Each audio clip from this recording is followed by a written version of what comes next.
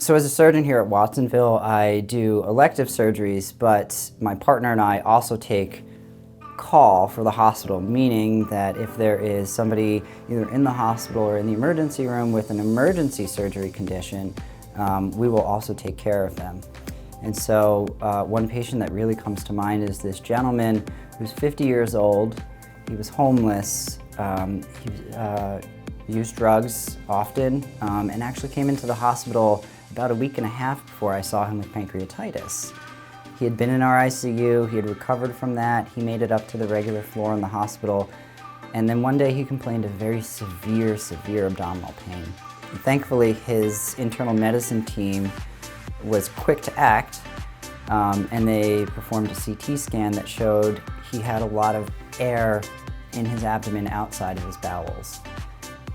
And at this point, the gentleman was extremely ill.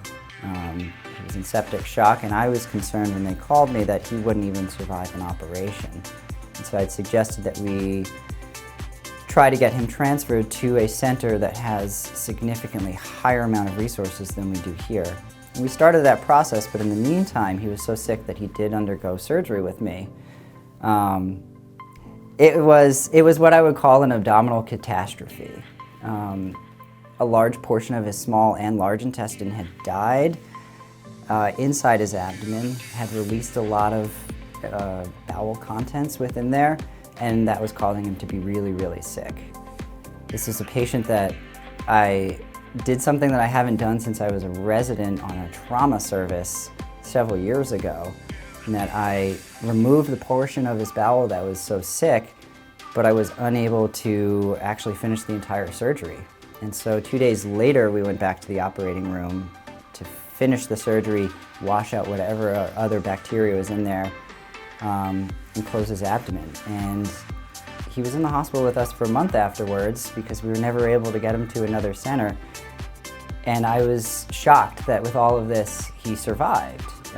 He even was discharged, and he was discharged from his rehab facility, and he's coming to see me in the office, I think, next week to talk about sort of putting him back together after the emergency surgery that he went through.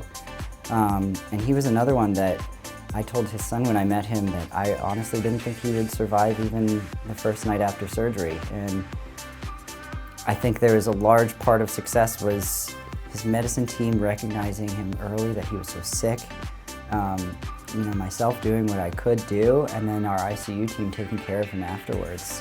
I can't say how still in awe and in shock I am that he made it through all of this fairly successfully, and he's out there in the world walking around and living his life still. That was a big patient success for me.